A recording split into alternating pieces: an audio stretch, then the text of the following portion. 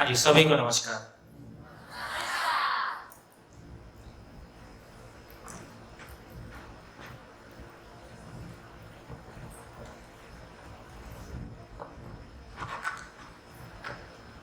चलिए, बहुत सुखद और सुंदर वातावरण। आप ही की तरह मैं भी कल दोपहर को पहुंचा। जिंदगी के किसी मोड़ पे गायत्री परिवार के साथ मेरा जुड़ाव रहा, और हो सकता है आप में से भी कुछ लोग परिचित हैं। शांति कुंज हरिद्वार देश का एक केंद्र है। जब आस्था पूर्वक हम कहीं से जुड़े होते हैं तो उस जगह को फील कर पाते हैं, उसकी मूल भावना को फील कर पाते हैं।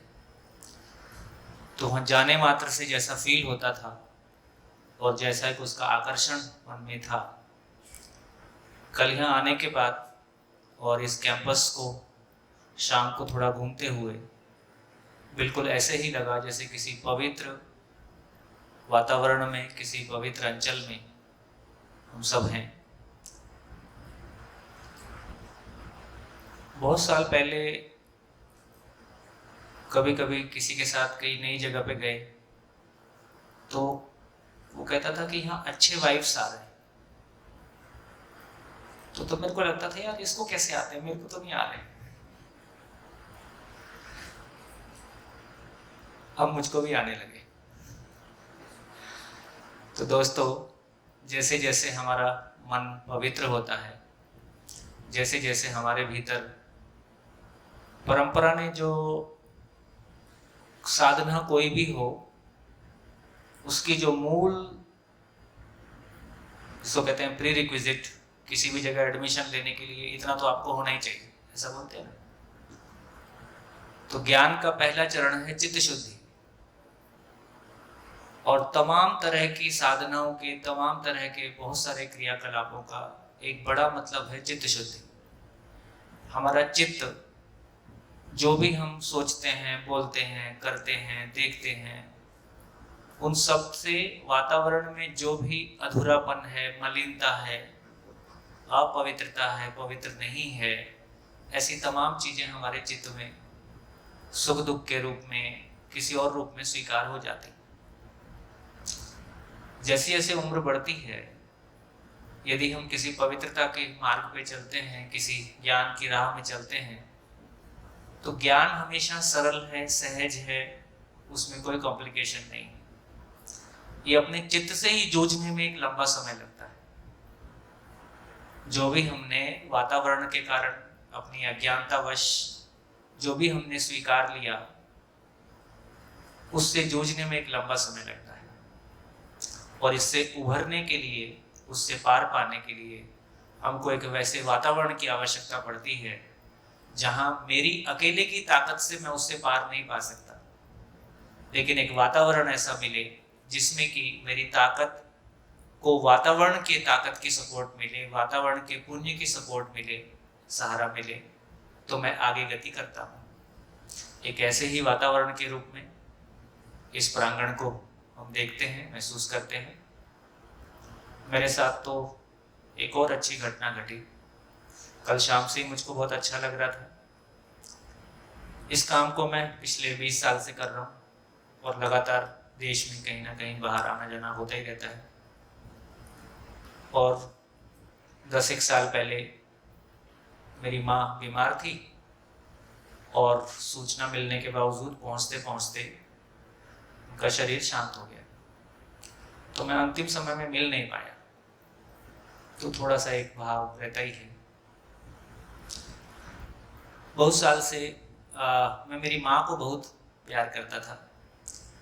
मेरी शादी करने का समय भी आया तो मुझको अपने लक्षण दिखते थे कि मैं सामान्य गृहस्थ नहीं जी पाऊंगा, और डिवोर्स होने की संभावना ज़्यादा है शादी के बाद, कि मैं जैसा चलूँगा उसमें कोई लड़की मेरे साथ चलेगी, इसकी संभावना कम है। लंबी कहानी है, लेकिन शॉर्ट में ये हुआ कि ऊपर वाले से पहले से ही कनेक्शन दोस्ती ठीक ठाक रही है। तो मैंने उसको कहा कि देख, पत्नी देना तो मेरी माँ जैसी देना, क्योंकि वही मुझको झेल पाएगी, वही मेरे को सपोर्ट कर पाएगी। घटना में नहीं जाते अभी, लेकिन ये सुखद संयोग रहा, मुझको मेरी माँ जैसी पत्नी मिली और जिसने इतने साल इस यात्रा में सहयोग दिया। तो वो जो कहीं अधूरापन एक बचा हुआ था, आज रात सपने में बहुत साल बाद मैंने रात भर अपनी माँ से बात की।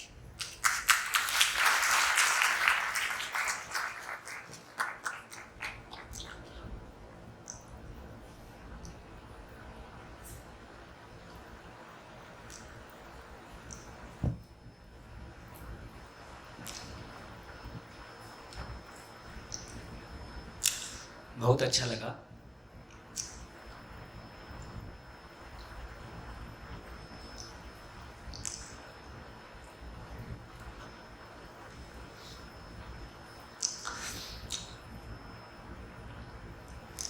इस प्रांगण में लगभग 1500 युवा, 1200-1500 युवा पढ़ते हैं।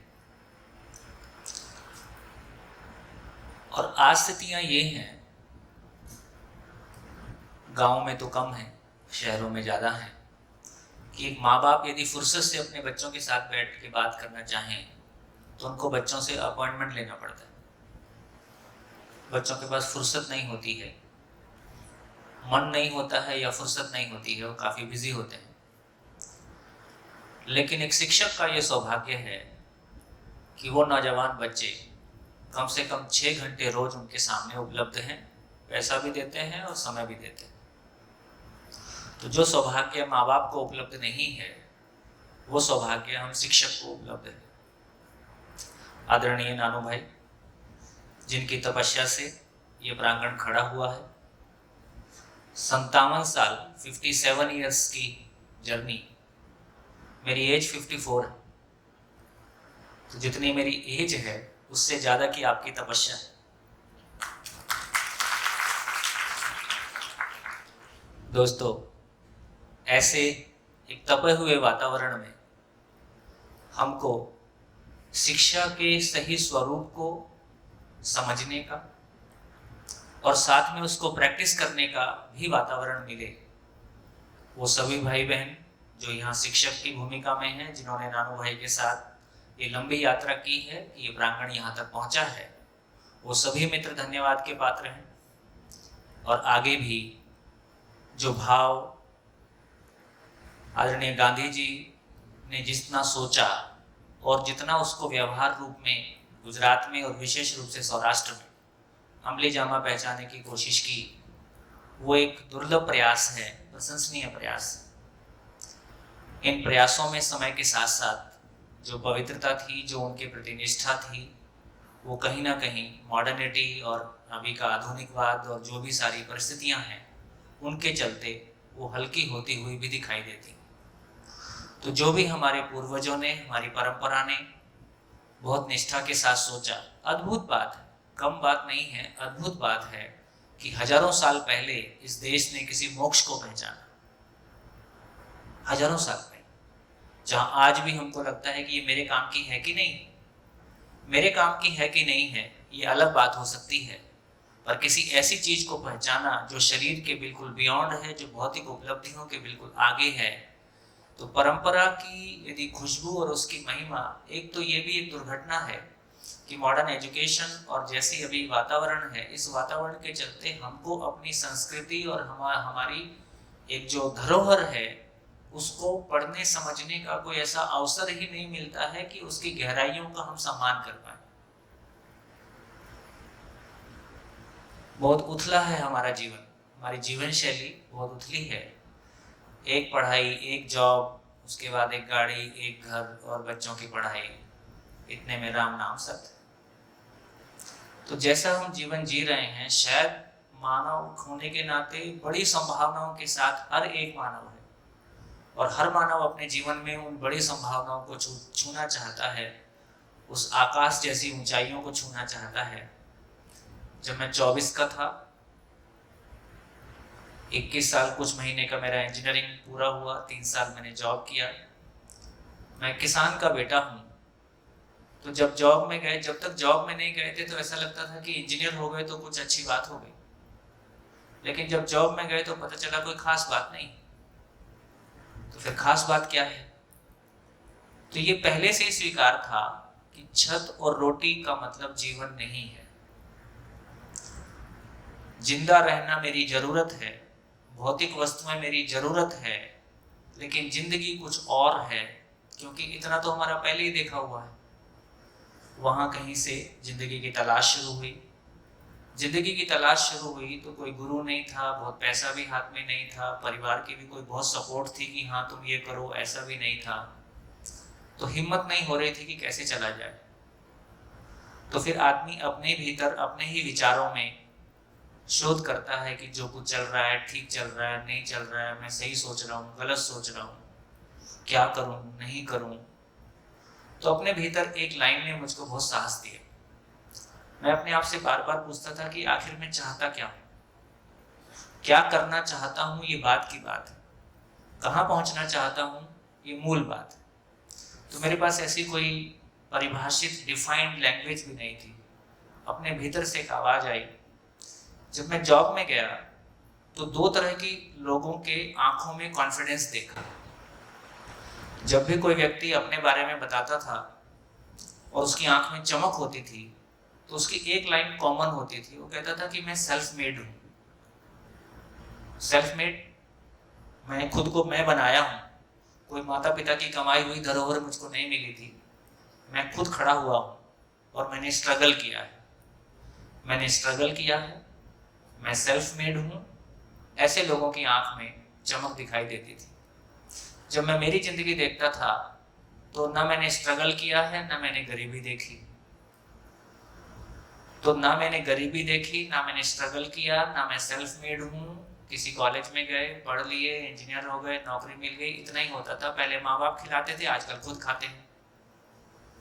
इतना ही फर्क पड़ा। तो इससे कोई ऐसी बात नहीं लगेगी, इससे कुछ जिंदगी में फर्क पड़ गया। फिर अपने मन में एक सवाल आया कि आखिर मैं क्या चाहता हूँ।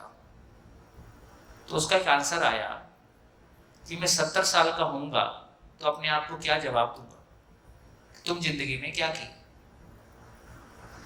तो इस बात से एक आंसर निकल आया, यदि मरते समय में पछताना नहीं पड़ेगा तो मैं ये मानूंगा कि मैं सफल हो जाऊं, मैं सफल हो गया। क्योंकि मेरे आसपास का वातावरण और लोग जिनसे मैं इस तरह की बातें शेयर करता था, वो मुझको बोलते थे कि तुम पागल हो गए हो, ये बातें प्रैक्टिकल नहीं हैं, इस राह पे चलोगे तुम्हारा परिवार तुमको छोड़ के भाग जाएगा, बीवी तुम्हारे साथ रहेगी नहीं, बच्चे सम्मान करेंगे नहीं। तो जितनी सारी नेगेटिव बातें मैं सुनता था तो मेरे को लगता था कि जिस तरह की बातें मैं सोच रहा हूँ, ये सिवाय बर्बादी के इनके अनुसार तो कहीं नहीं जाती। लेकिन मेरे पास और कोई चॉइस भी नहीं थी। तो मेरे सफलता के मापदंड क्या होंगे, मैं किसको सफल मानूंगा, किसको आबाद मानूंगा, किसको बर्बाद मानूंगा।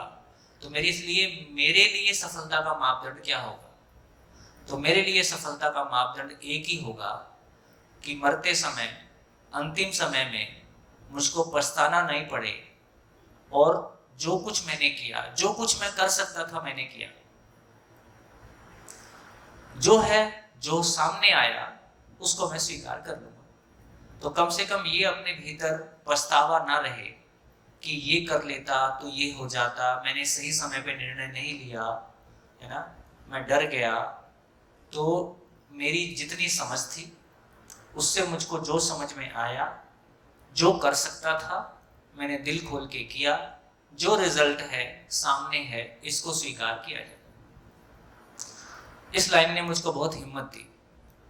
और अपने पूरे वातावरण में, मैं बेसिकली दिल्ली का रहने वाला, दिल्ली के आसपास का दिल्ली का रहने वाला हूँ, उस वातावरण में मटेरियलिज्म ज़्यादा है, भोगवाद ज़्यादा है, पैसे की इज्जत ज़्यादा है, आदमी की इस तरह की बातों को थोड़ा सा कम वातावरण मिलता है। तो उस वातावरण में यात्रा शुरू की, तो एक दिन वो भी आया जब मुझको ये समझ में आने लगा कि शायद मैं जिस परिवेश में हूँ इस परिवेश में बात नहीं बनेगी, क्योंकि मेरे मन में दो बातें स्वीकार हो गई थी। एक तो ये था कि मैं चोरी नहीं करूंगा और झूठ नहीं बोलूंगा। अब गृहस्थ बीवी है, बच्चा है, और आप बोलते हो चोरी नहीं करूंगा और झूठ नहीं बोलूंगा। जब मैं कंपनी में जॉब करता हूं तो मुझको कंपनी के लिए झूठ बोलना पड़ता है। 2-3 जॉब करके रिजाइन करके अपना काम शुरू किया कि शायद उसमें झूठ नहीं बोलना पड़ेगा, तो पता चला उसमें और ज्यादा बोलना पड़ता है। क्योंकि आपको जब आप कोई भी बिजनेस शुरू करते हो तो गवर्नमेंट से लाइसेंस ले, पेपर फॉर्मेलिटी पूरी करो, तमाम तरह के काम। तो धीरे से ये भी समझ में आया, और मैं लगभग 2 या 2.5 साल दिल्ली के हर डिपार्टमेंट से जूझता रहा, पुलिस से जूझता रहा, हर डिपार्टमेंट से जूझता रहा, पैसा नहीं देना है। उन्होंने कसम खाई थी काम नहीं करना है, बहुत स्ट्रगल। और जब मैं किसी को बोलता था कि मैं ऊपर शिकायत कर दूंगा, वो बोलता था नंबर ये है। तो पता चला नीचे से ऊपर तक की चेन है, किस किस से लड़ूंगा। तो धीरे से निष्कर्ष आया कि शायद मैं इस जमाने में फिट नहीं हो सकता, इस जमाने के साथ मैं फिट नहीं हो सकता, मैं भी अपने आप को नहीं बदल सकता और ये भी नहीं बदल सकते, तो क्या किया जाए। तो फिर फाइनली फिर लगता था कभी एक बंदूक उठा लूं और 2-4-10 को निपटा दूं, ऐसा भी कभी कभी ख्याल आता था। फाइनली 95 में एक संयोग बना।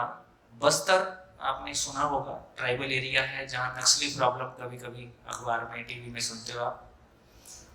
तो वहाँ के बारे में किसी ने बताया, और मैं 95 में अपना परिवार लेके उस बस्तर में आदिवासियों में चला गया कि मैं इस पढ़े लिखे लोगों के बीच में अनफिट हूँ, तो कम से कम उन आदिवासियों के बीच में रह के उन आदिवासियों की सेवा करके ना वहाँ झूठ बोलना पड़ेगा, गवर्नमेंट की फंडिंग नहीं लेनी। मेरे जॉब छोड़ने के बाद मेरे पास इतने सारे रिसोर्स थे नेशनल इंटरनेशनल फंडिंग के, मैं जितनी फंडिंग चाहता उतनी फंडिंग मुझको उपलब्ध थी। लेकिन फंडिंग के साथ काम करके भी देखा तो समस्याएं ठीक नहीं हो रही। तो एक चीज, और दूसरा, जब आप मोटी फंडिंग लेते हो तो गांव आप पे विश्वास नहीं करता, उसको लगता है आपने कोई मोटा पाइप लगा रखा है और जो हमारे पास नहीं है आपके पास। तो ये भी तय किया कि किसी गांव में रहना है। दुनिया के दिल्ली में थे और हमारे परिवार के अच्छे लिंक थे, तो मुझको विश्व के बड़े जो रूरल डेवलपमेंट, जो ग्रामीण विकास के बड़े कंसल्टेंट थे, मेरे मन में गांधी जी को पढ़ के एक ही सपना था, गांव खड़ा करना। बस एक ही सपना था, रात दिन गांव का विकास करना है, वही सांस लेना, वही खाना, वही पीना, वही सोना। ऐसा मैंने 6-7 साल लगातार किया। तो जब इंटरनेशनल एक्सपर्ट मिलते थे, मैं कुछ भूमिकाएं आपको इसलिए बता रहा हूं ताकि जो बात मैं आपके सामने रखने जा रहा हूं उसकी महिमा हमको ये पता हो कि इसका फैलाव कैसा है। तो जब इंटरनेशनल एक्सपर्ट से मेरी मुलाकात होती थी, यंग था, कमिटेड था, तो ऐसे यंग बच्चों को वो लोग भी थोड़ा एंटरटेन करते थे, समय देते थे।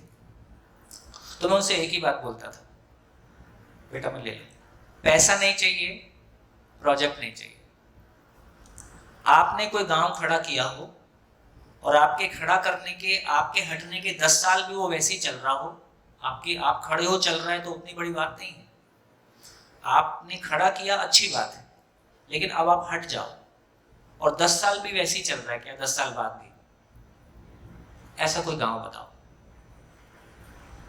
तो एक ने मेरे से बहुत, वो साउथ एशियन कंट्रीज के कंसल्टेंट थे, बहुत सीनियर व्यक्ति थे, उन्होंने मेरे से बहुत दिल भर के बोले देखो तुम तीखे प्रश्न करते हो, हमारी उम्र के लोगों से ऐसे प्रश्न करना ठीक नहीं। ये बात ठीक है कि जो तुम कह रहे हो ये नहीं हुआ है, हमारे पास आइडियाज हैं, हमारे पास पैसा है, हमारे पास प्रोजेक्ट है, तुमको जितना चाहिए ले लो, लेकिन ऐसा कुछ किया है या हमने देखा है या हो सकता है, ऐसा हमारा भी कॉन्फिडेंस नहीं है। तो जॉब छोड़ने के 3 साल बाद, 3 साल में कुछ अच्छे निष्कर्ष सामने आए। एक निष्कर्ष ये आया कि पैसे से विकास नहीं होता है। दूसरा निष्कर्ष ये आया कि समस्याएं भौतिक नहीं हैं, समस्याएं मानसिक हैं। एक स्विस डेवलपमेंट कॉर्पोरेशन का प्रोजेक्ट था हमारे पास, जिसमें हमको गांव की महिलाओं को अचार, चटनी, मुरब्बे वगैरह सिखा के उनको स्वावलंबी बनाना था। जब हमने प्रोजेक्ट शुरू किया और बातचीत करनी शुरू की तो पता चला उस 40 में से 38 अनपढ़ है। तो अचार, चटनी, मुरब्बे बताओगे तो उसका रेसिपी बताओगे, और रेसिपी वो लिखेगी तब उसको सब कुछ सुन के तो याद नहीं रह जाएगा। अब वो पढ़ना ही नहीं आता, लिखना ही नहीं आता तो लिखेगी क्या? तो हमारा अचार, चटनी, मुरब्बे बाजू में हो गया, साक्षरता शुरू हो गया। जब साक्षरता शुरू किया, पढ़ाई लिखाई उनकी शुरू की, तो सबसे व्यक्तिगत बातचीत होने लगी। व्यक्तिगत बातचीत होने लगी तो सास देरानी के झगड़े और सास बहू के झगड़े और भाई भाई का झगड़ा और घर का बंटवारा।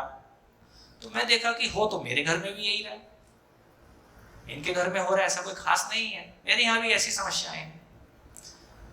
तो धीरे से ये समझ में आया कि हमारे परिवार कब टूटे।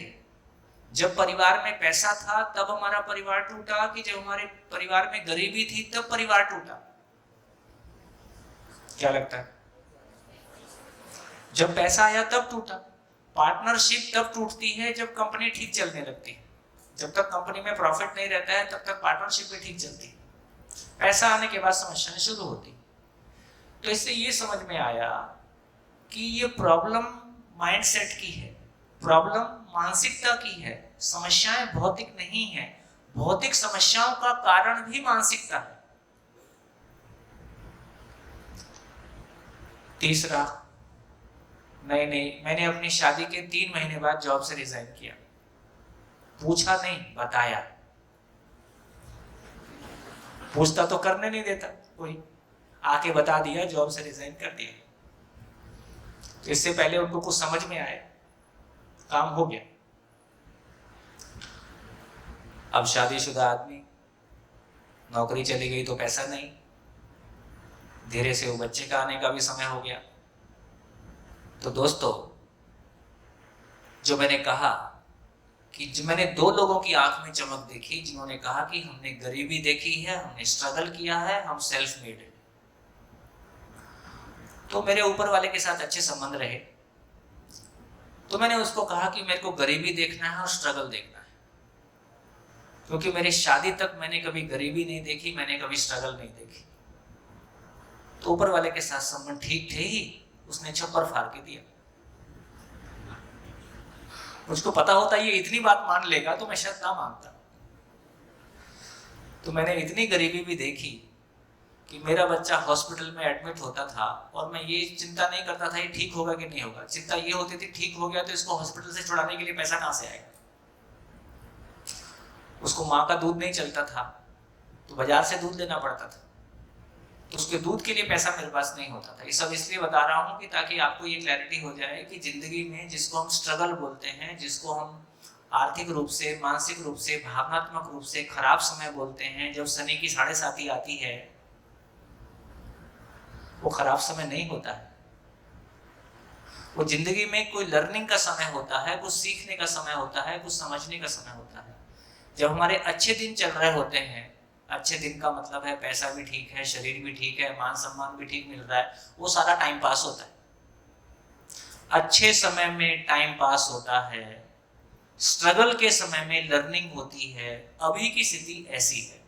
हाँ, वो एक समय होगा जब माँ बाप जागृत होंगे, वातावरण जागृत होगा, शुरू से ही आदमी को समझने का, जीने का मौका होगा।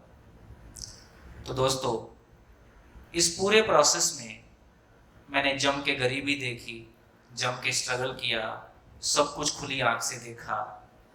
मैं ऐसे परिवार से था जहां मेरे द्वारा कोई छोटा काम करना परिवार के सम्मान के खिलाफ था। तो मैं लोगों को पता न चले और परिवार को भी पता न चले, रात को निकलता था और वो मटेरियल सप्लाई करते हैं ना ट्रक से। मेरा एक दोस्त था, तो उससे मैंने कहा यार पैसे की जरूरत है और दिन में कोई काम कर नहीं सकता और नौकरी करना नहीं है, कुछ काम बता। तो बोले यार तू मटेरियल सप्लाई कर दे। तो मैं रात को ट्रकों पे बैठ के मटेरियल सप्लाई करता था। एक ट्रक पे 50 या 100 रुपया मिलता था और सुबह घर में वापस आ जाता था।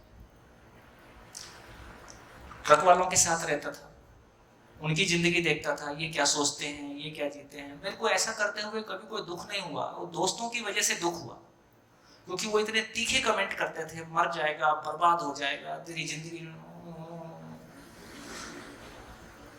लेकिन इन सब में जिंदगी के अलग अलग रंग देखने को मिले, जिंदगी की अलग अलग परिस्थितियां देखने को मिली। ये सब करते करते जिंदगी में निष्कर्ष आया कि पैसा प्रॉब्लम नहीं है, मानसिकता प्रॉब्लम है। पैसे से विकास नहीं होता, विकास मानव में होता है, विकास उसकी मानसिकता में होता है। और इस दौर से गुजरते हुए जो एक नई प्रॉब्लम खड़ी हुई, लोग मुझसे तो पूछने की हिम्मत नहीं करते थे, मेरी पत्नी से पूछते थे आजकल ये क्या करता है। अब पत्नी के लिए बहुत परेशान है, बहुत खतरनाक क्वेश्चन है, आजकल क्या करता है, वो बहुत परेशान होती थी। तो तीसरा ये भी समझ में आया कि ये अपनों के बीच में नहीं रहना, इतनी दूर चले जाना है जहां कोई ये पूछे ही नहीं कि ये क्या करता है। तो तीसरा गुणा बाहर बैठ गया। तो बहुत दूर जाना है, पैसे से विकास नहीं होता, फंडिंग से काम नहीं करना है, सरकार का पैसा लेके काम नहीं करना है, गांव का निवासी होके काम करना है, किसी गांव में 10 साल रहना है। क्योंकि ये जो इंटरनेशनल कंसल्टेंट कहला रहे हैं, इनके पास भी समझ नहीं है, मेरे पास भी समझ नहीं है। तो किसी गांव में रह के गांव को समझना है, तो गांव में रह के गांव को समझना है और फंडिंग नहीं लेना है। तो इसका मतलब है फिर कैसे रहेंगे।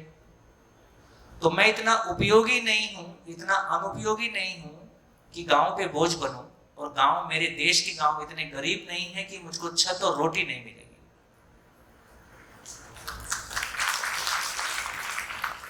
इस साहस के साथ, इस उत्साह के साथ एक बस्तर के ग्रामीण क्षेत्र में रहना शुरू किया। 3 साल काम किया। 3 साल काम करके जो समस्या दिल्ली के आसपास के गांव में काम करके आई, वो फिर से वही समस्या आ गई। हमारे दिल्ली के आसपास के गांव में 50 साल पहले गांव के रिश्ते अलग थे, गांव में आपस के रिश्ते अलग थे, बुजुर्गों का सम्मान अलग था। वो दुनिया एक अलग दुनिया थी जो हमने अपने बचपन में देखी थी। जब हम बाप बने तो वो दुनिया बदल गई थी, और हमको इस बात की पीड़ा थी कि दुनिया बदल गई है और हम कुछ नहीं कर पा रहे। लेकिन पैसा आया, पैसा आया तो नशा आया, शराब आई, आपस में कंपटीशन आया, ईर्ष्या द्वेष आया, सब जो कुछ पुराना था सब सुनामी लहर की तरह बह गया। फिर हमने बस्तर में काम करना शुरू किया। बस्तर के बारे में मैंने सुना था, वो चींटी की चटनी खाते हैं, और वो ऐसी बहुत सारी बातें जब मैंने सुनी थी तो मुझको दिल्ली में रह के लगा था कि जैसे बिल्कुल कोई दूसरे ग्रह पे जा रहा हूँ मैं। उनके बीच में काम करना शुरू किया, उनकी आय बढ़ी तो वहाँ एक सल्फी का पेड़ होता है जिसकी वो शराब बनाते हैं, तो उसकी बजाय फिर वो अंग्रेजी शराब पीने लगे। तो ऐसा विकास देख के अपने गांव की याद आ गई। तो ये भी समझ में आया कि ये विकास नहीं चलेगा, है ना। तो देखो आज पंजाब की कहानी आप सुनते हैं, उड़ता पंजाब बोल के एक फिल्म आई थी, कुछ लोगों ने देखा कुछ लोगों ने, उड़ता पंजाब, है ना, कि पूरा पंजाब नशे में डूब गया। और यहाँ तक की घटनाएं हैं, ये घटनाएं घरों की हैं कि रात को नशे में भाई ने बहन को रेप कर दिया और सुबह उठ के अपने को भी और बहन को भी गोली मार दी। ये घटनाएं भी घटी हैं। तो दोस्तों, इसका मतलब ये हुआ कि यदि समझ नहीं आएगी, जिंदगी के बारे कोई लक्ष्य नहीं होगा, और हमारे पास पद आएगा, पैसा आएगा, उसका दुरुपयोग होगा ही, ये बाय डिफॉल्ट है। इस सारी कहानी का सार ये निकला कि 3 साल बाद जब हमने बस्तर में भी वही चीजें घटित होते हुए देखा, कुछ परिवार गायत्री परिवार से जुड़े हुए थे, उनके यहाँ पैसा आया तो परिवार की स्थिति अच्छी हुई। जो परिवार ऐसे किसी धारा से जुड़े हुए नहीं थे, उनके यहाँ पैसा आया तो वो और नशे में चले गए। तो फिर से वही बात दोहराई कि पैसे से विकास नहीं होगा, क्योंकि अल्टीमेटली हम भी मानते ये थे कि पैसे से विकास नहीं होगा, लेकिन मानसिक विकास करने की हमारी भी कोई योग्यता नहीं थी। जिन धर्मों को हम ये मानते थे कि इन धर्मों की वजह से मानसिक विकास होता है, उसमें कुछ का थोड़ा बहुत होता है, बाकी कपड़े बदल देते हैं, मानसिकता तो नहीं बदलती। वहां से इस बात पे ध्यान गया, अभी हमारा धर्म और अध्यात्म कैसा है। आदमी किसी परिवार में पैदा होगा, वो फिर पढ़ेगा, स्कूल जाएगा, नौकरी करेगा, बच्चे पैदा करेगा, और उसमें वो थकेगा। फिर जब थकेगा तो किसी गुरु जी की शरण में जाएगा, है ना। कितनी उम्र में जाएगा, वो भी सब नहीं जाएंगे, तो कोई 30 की, कोई 40 की, 50 की उम्र में। तो ये बहुत महंगा सौदा है कि 30, 40, 50 साल तक अपने आप को एक दिशाहीन तरीके से जीना, और बहुत सारी नेगेटिविटी को अपने में डाल देना, और फिर उस नेगेटिविटी को ठीक करने के लिए किसी धर्म और अध्यात्म की शरण लेना, ये बहुत मुश्किल काम लगा। आवश्यकता किस बात की है? आवश्यकता इस बात की है, हर बच्चा किसी माँ से जब जन्म लेता है तो वो जन्म से जिज्ञासु है, क्योंकि वो क्वेश्चन पूछता है। वो जन्म से न्याय का याचक है, न्याय चाहता है, अपने लिए न्याय चाहता है। तो एक बच्चे को जन्म से यदि सही वातावरण उपलब्ध कराया जाए तो काम बहुत आसान हो सकता है। इस बात से प्रेरित होके बहुत सारे जो देश में संगठन जो धार्मिकता के बहुत सारे काम करते हैं, उनके मुखिया लोगों से मिलकर ये पूछना शुरू किया कि बात तो ठीक है, लेकिन ये बताओ कि शिक्षा में क्या परिवर्तन किया जाए कि मानसिकता वाला भाग शुरू से एजुकेशन में लाया जा सके। तो उन्होंने कहा, गुरुजी तो इशारा करके चले गए हैं, अब कंटेंट तो अपने को ढूंढना है। कंटेंट ढूंढने की अपनी योग्यता होती तो हम ही महापुरुष नहीं होते। तो कुल मिला के जितने भी तरह का बहुत सारे संगठन अपने आसपास जो उस समय थे, सब में जाके ये पूछा कि ये बताओ क्लास 1 में क्या पढ़ाया जाए, 2 में क्या पढ़ाया जाए, 3 में क्या दिया जाए, 5th में क्या दिया जाए, 10th में क्या दिया जाए, ताकि सही अर्थों में जिस तरह के मानसिकता के विकास की बात हम करते हैं, जिस तरह की मानव में निहित क्षमताओं के उद्घाटन की बात करते हैं, सही अर्थों में शिक्षा उस काम को सफल कर सके। तो ये नहीं मिला। ये एक सुखद संयोग था, ये बहुत ही सुखद संयोग था कि मैं तो बस्तर गया था इस संसार से बच, क्योंकि मेरा सुसाइड करने का 1-2 जिंदगी में ऐसे भी मोड़ आए जब लगा कि सुसाइड करने के अलावा अब कोई रास्ता बचा नहीं। ऐसे मेरे पास जिंदगी में 3 मोड़ आए जब मुझको लगता था कि आगे के सारे दरवाजे बंद हैं और पीछे के मैं ही बंद करके आया हूं, पीछे लौटना नहीं है। तो पीछे के मैं बंद करके आया हूं, आगे कोई खुलता नहीं है, क्योंकि झूठ नहीं बोलना है, चोरी नहीं करनी है, और ये समाज बदलते हुए दिखना चाहिए। ऐसा कुछ होता नहीं था। तो 3 बार ऐसे मौके आए जब लगा कि जिंदगी में अब यात्रा पूरी हो गई। तो दोस्तों, जो भी संयोग रहा, महापुरुषों का आशीर्वाद रहा, उन्हीं जंगलों में जहां मैं बस्तर में गया था, एक सुखद संयोग रहा कि उसी ग्रुप में आदरणीय नागराज जी ने आना शुरू किया। ये सुखद संयोग रहा कि मेरा उस ग्रुप में जाना हुआ और उसी ग्रुप में आदरणीय नागराज जी का आना हुआ। पर हम तो पहले से ज्ञानी थे, हमको तो पता था हमको क्या करना है, तो हम नागराज जी को सुनते नहीं थे। वो हमको पकड़ पकड़ के बिठाते थे, हम उनकी उम्र का सम्मान करते थे, ज्ञान का भी सम्मान करते थे, पर मुझको लगता था जिसका पेट खाली है उसको ज्ञान की नहीं, उसको रोटी की जरूरत है। और इनकी बातें उन लोगों के लिए हैं जिनके पेट भरे हुए हैं, और मुझको क्या करना है हमको तो पता है। तो हम उनका सम्मान करते थे, सुनते नहीं थे। 3 साल हमने, जैसा मैंने बताया कि हमने बहुत कोशिश की, हमारी कोशिशें रंग भी लाई। सरकार का पैसा नहीं लेना है। छोटा सा इंसिडेंट बीच में डाल रहा हूँ। जब मैं दिल्ली के गांव में काम कर रहा था तो ये लगा कि काम करना है तो पैसे की जरूरत है, और पैसा चाहिए तो फंडिंग ऑर्गेनाइजेशन के पास जाना पड़ेगा। तो दिल्ली में एक ऑफिस है जो कि इंटरनेशनल फंडिंग के लिए लाइसेंस लेना पड़ता है, FCRA बोलते हैं, foreign contribution regulation act. Khan market में उसका ऑफिस है। तो मैं वहाँ अपना लाइसेंस बनाने के लिए फॉर्म फिलअप करने के लिए गया। 2-4 लोग और लाइन में लगे थे।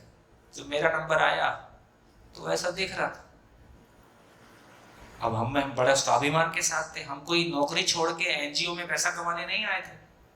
हम तो नौकरी छोड़ के स्वेच्छा से संसार में कुछ अच्छा काम कर सके तो बहुत गर्व और स्वाभिमान के साथ थे।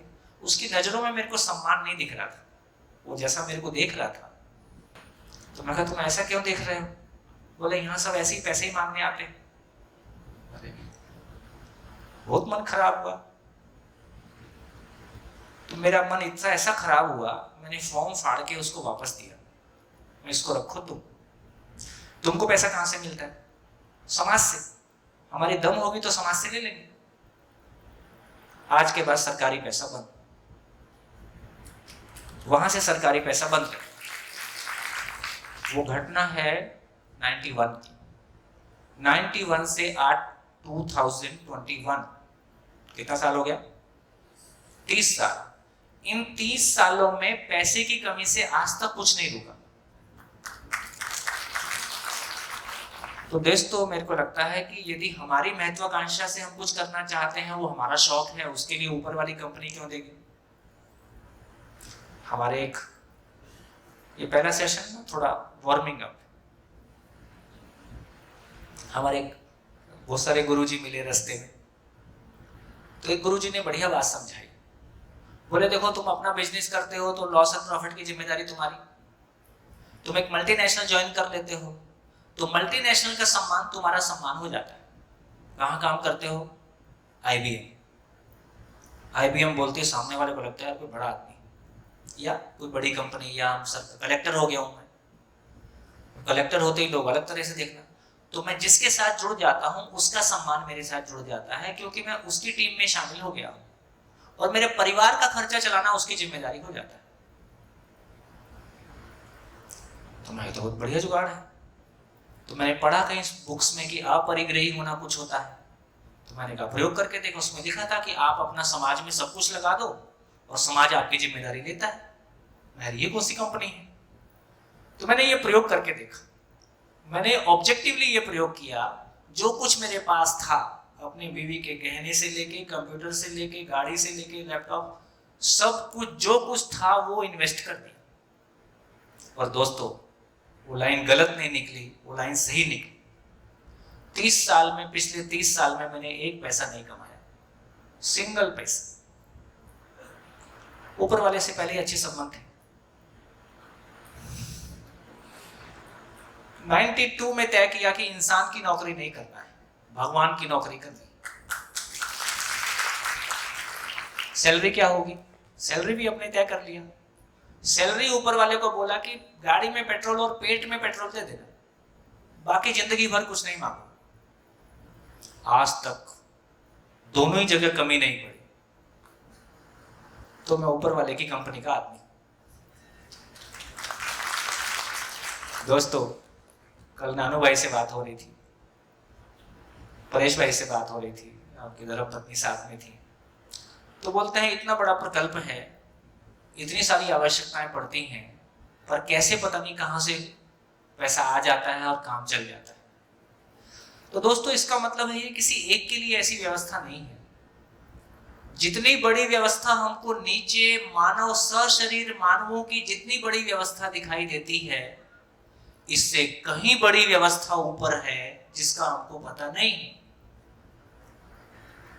उस ऊपर वाली कंपनी में अपनी पहुंच बन जाए, उस ऊपर वाली कंपनी में अपनी पहुंच बन जाए तो जिंदगी की सारी गरीबी दूर हो जाए, जन्मों जन्मों की गरीबी दूर हो जाए। ऐसी व्यवस्था हर मानव के लिए है। ऐसी व्यवस्था का दरवाजा खोलने के लिए ये शिविर। बढ़िया। तो इन आशाओं के साथ, इस विश्वास के साथ, हमने कहा भी है पूर्ण है, पूर्ण है ना, ये सृष्टि पूर्ण है। वो श्लोक मेरे को याद नहीं रहते हैं, पूर्णात पूर्णमिदं, है ना, क्या क्या बोलते हैं। यदि ये पूर्ण है तो मैं क्यों अधूरा हूं? यदि ये पूर्ण है तो मैं क्यों गरीब हूं? यदि ये पूर्ण है तो मैं क्यों समस्याओं में हूं? क्योंकि मैंने उस पूर्ण को जाना नहीं है, मैंने उस पूर्ण को समझा नहीं है। क्या पूर्ण को एजुकेशन में लाया जा सकता है? पिछले 15-20 सालों के जो भी प्रयास हुए, हमारे सभी मित्र और आदरणीय नागराज जी का आशीर्वाद और मार्गदर्शन, मैं पिछले 5 साल में कम से कम ये प्रयोग दिल्ली एजुकेशन ने, महाराष्ट्र एजुकेशन के साथ में किया, छत्तीसगढ़ एजुकेशन स्कूल एजुकेशन के साथ में किया, दिल्ली स्कूल एजुकेशन के साथ में किया। तीसरी बार में, वो तीसरी, मेरे को लगता है तीसरी बार में कुछ होता है। गुजरात में भी ये प्रयोग ये एफर्ट तीसरी बार शुरू हो रहा है, तो तीसरी बार में कम से कम ये सफलता मिल गई। ये जी physics, chemistry, maths, science, mechanical engineering, chemical engineering और मेडिकल साइंस यदि रेगुलर एजुकेशन के सब्जेक्ट हैं, तो जिंदगी भी रेगुलर एजुकेशन का सब्जेक्ट है। क्योंकि फिजिक्स किसके लिए? जिंदगी के लिए। मैथमेटिक्स किसके लिए? जिंदगी के लिए। मैकेनिकल इंजीनियरिंग किसके लिए? मेडिकल साइंस किसके लिए? जिंदगी के लिए। और जिंदगी समझ में आई नहीं तो क्या हुआ? बंदर के हाथ में उस्तरा।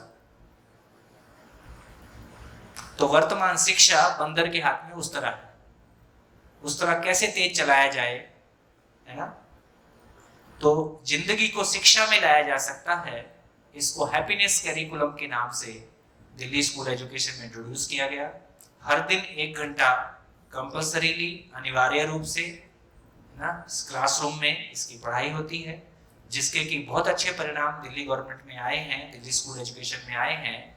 दिल्ली स्कूल एजुकेशन का पिछले 4 सालों से लगातार परिणाम प्राइवेट और पब्लिक स्कूल से ऊपर है। पिछले लगातार 4 सालों से दिल्ली सरकार का बजट पिछले 5 सालों से 6 सालों से लगातार 26% पूरे बजट का एजुकेशन को जाता है। एजुकेशन डिपार्टमेंट, एजुकेशन वो चीज है जो पूरे समाज की सबसे बड़ी जरूरत है। हमारे समाज की सबसे बड़ी हमारी पूंजी हमारे बच्चे हैं।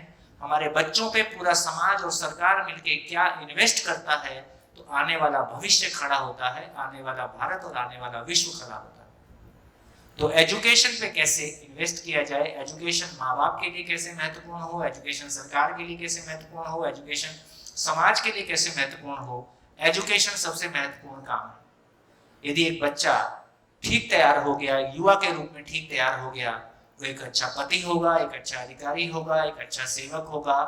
और यदि ये ठीक तैयार नहीं हुआ, ये खराब पति होगा, ये खराब अधिकारी होगा, और इसको ठीक करना फिर बहुत मुश्किल काम है। दोस्तों, सुखद स्थिति है कि हम ऐसे प्रांगण में बैठे हैं जहां पे इन्हीं मूल भावनाओं को ध्यान में रखते हुए इसको शुरू किया गया। पिछले 57 साल से इसका पोषण किया गया, और कम से कम ये अद्भुत बात है, इतना बड़ा इंस्टीट्यूशन चलाते हुए अपने किसी फंडिंग के लिए, अपने किसी काम के लिए आप सरकार को आप पैसा नहीं देते हो, आप कहीं भ्रष्टाचार के लिए पैसा नहीं देते हो। ये अकल्पनीय काम है, और ये यहाँ होता है। जो लोग नए आए हैं बाहर से शिविर करने के रूप में, उनके लिए जानकारी अपने आप में बहुत मुश्किल काम है। आप इतने बड़े ढांचे चलाएं और सरकार की फंडिंग लें, लेकिन आप कोई उसके लिए पैसा ना दें, तो सरकार में बैठे उन तमाम लोगों को भी धन्यवाद जो इस तरह के प्रयासों को समझ पाते हैं, उसका पोषण कर पाते हैं। तो दोस्तों, इन असीम संभावनाओं के साथ हम सभी एक असीम की यात्रा की ओर चलें, क्योंकि हम भी सीमित में जीना नहीं चाहते हैं, संकीर्णताओं में जीना नहीं चाहते हैं, छोटेपन के साथ जीना नहीं चाहते हैं। हम विशालता को चाहते हैं, असीमता को चाहते हैं, आसमान को छूना चाहते हैं, और जिंदगी हमारे सामने है। हम आसमान को छूने की, असीमताओं को छूने की इस यात्रा को शुरू कर सकें। इन्हीं शुभकामनाओं के साथ आप सभी को खूब खूब धन्यवाद। सुरेश भाई की ओर से इस सत्र को समापन करने का इशारा है, तो आगे की बात क्या करना है आप लोग बता दें। मेरी ओर से ये सत्र पूरा होता है। धन्यवाद, नमस्कार।